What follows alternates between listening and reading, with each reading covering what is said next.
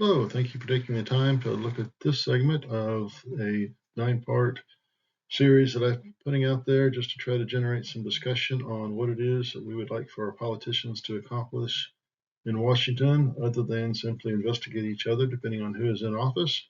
So I put down some thoughts on 9 areas that I would like for the parties to address in their platforms going forward as we head into the 2024 election, which now we're in a 2-year election cycle all the time.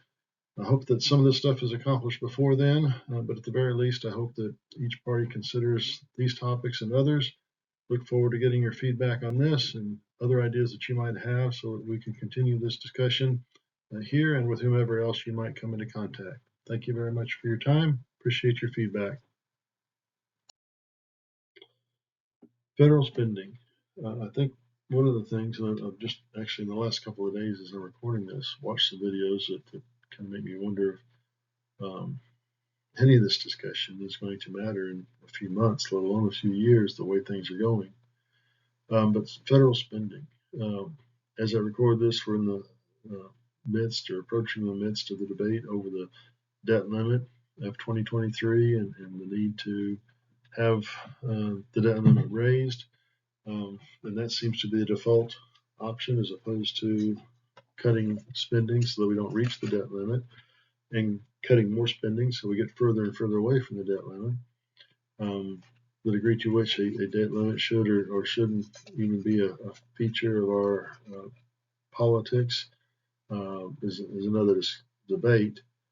But one of the things that seldom comes up, and I realize that in the midst of what's going on in the world with Ukraine war, with China becoming more assertive, et cetera, some of what I have to say may seem to be too little too late, but I think it's time now that I say it and echo others that have already been saying it, and hopefully others who will join us in saying it.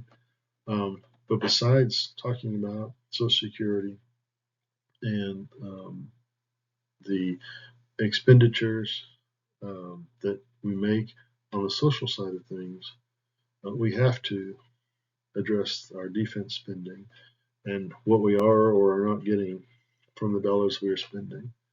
The Ukraine war, the debacle, I would say, of the Ukraine war, and my thoughts on that are expressed in a couple of other videos. But while it has been a showcase for military technology, the question still remains whether or not we are getting our money's worth with respect to the U.S. I've seen several charts. The U.S. spends more than I think the next 10 nations combined on their military. The U.S. spent more in Ukraine in the first few months of the war, and certainly the first year of the war, than Russia's entire military budget for a year. We are spending an incredible amount on military. The last 5 military audits have demonstrated a failure to account for the spending, and yet we never talk about, and it's going to be even more difficult now to talk about, cutting military spending.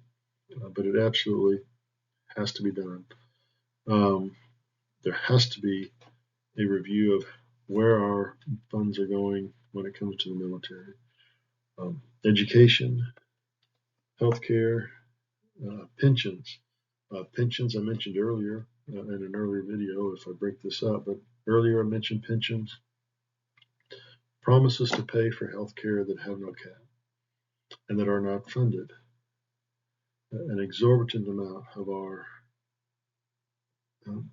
federal spending. The third highest or the second highest amount behind healthcare generally is pensions.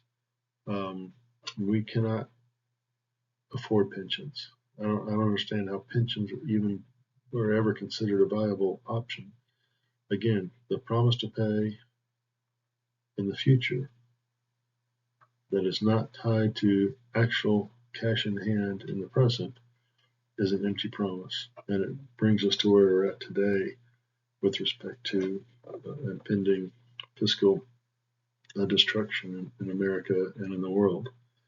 And then this interest line $396 billion for fiscal year 2023 is projected spending.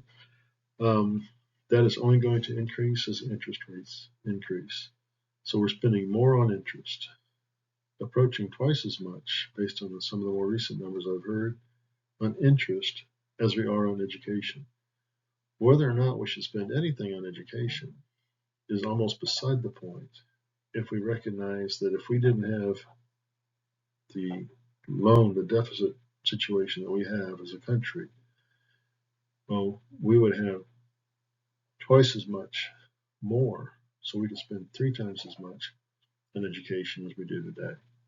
And I think I'm going to talk about education in a minute, but the degree to which we're wasting $400 billion a year on interest payments, and the degree to which those interest payments are going to China and other nations who are supposed to be our adversaries, it's a wonder that there's any expectation that America will survive much longer.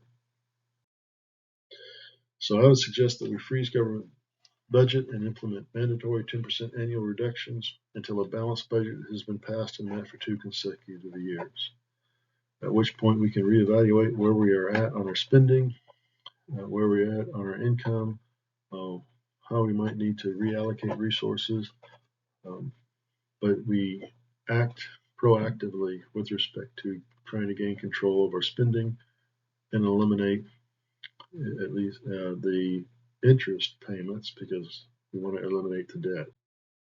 All extra budgetary items must be accounted for in the budget the following year or dropped. Things like the Ukraine war, that was not in the budget. How many times are we spending money that is not accounted for in the budget? And so we need to weigh where extra budgetary items, like Iraq war, extra budgetary items are accounted for in the budget the following year, or they're dropped. And this is subject to the previous 10% budget freeze and 10% annual reduction. Automatic triennial audit of every government agency and business with government contracts, with appropriations cuts for every dollar unaccounted for. If the military, if the Pentagon cannot account for $50 billion in spending, then the next budget is automatically axed $50 billion over the most recent budget, on top of the 10%.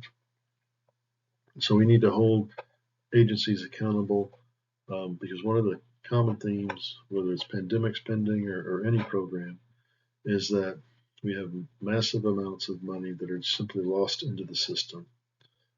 Mismanagement, misappropriation, outright thievery. And so we need to do a better job of auditing and keeping track of and holding accountable the government agencies and the funds that are provided to them. No indemnity clauses in contracts for goods and services contracted by the federal government.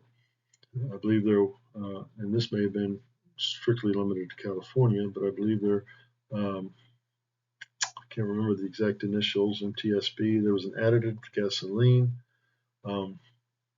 that turned out to be a pollutant, a dangerous toxin in waters, et cetera, et cetera. But as I recall, there was an indemnity clause so that the company that manufactured that product couldn't be sued. Why are we signing contracts with anybody and relieving them of liability for their product or their service not delivering what was expected, let alone causing damage? The same thing with the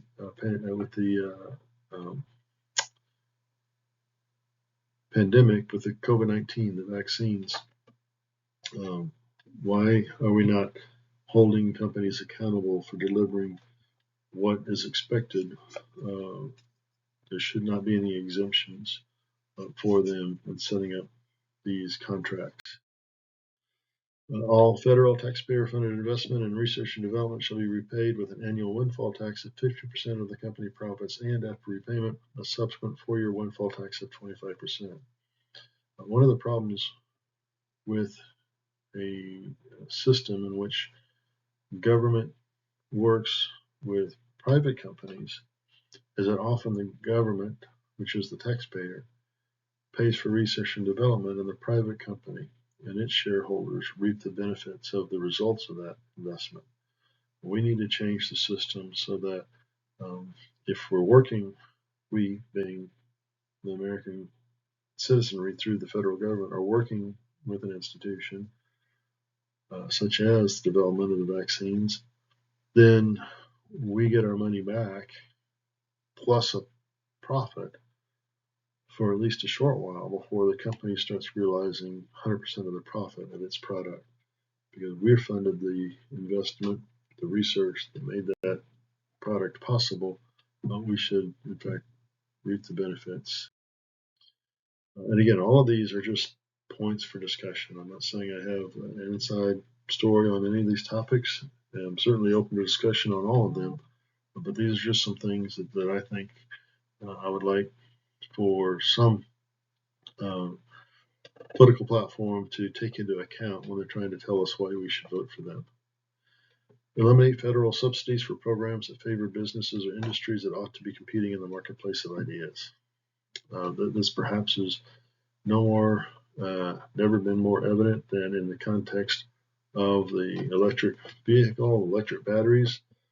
There's just so much evidence that while alternative fuel should be a concern and should be one of the things that we focus on and support, we're doing it in such a way that favors businesses and business models that are not sustainable in the long run. And so we need to get the federal government out of picking winners and losers and let that fall back into the context of the marketplace. And this also gets back to the idea of eliminating monopolies and oligarchies so that it is reasonable to think that somebody can invent the next model of computer out of the garage and become a multi-million-dollar, multi-billion-dollar company themselves.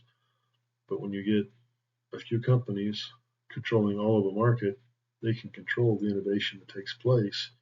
And one of the geniuses historically of the free enterprise system and capitalism in general, when true capitalism is being practiced, not crony capitalism like we have today, but when people are free to invent and investigate, to fail and succeed based on the merits of their work, rather than the selective forces of the government and money that control markets, then we would have a situation in which real development can take place once again.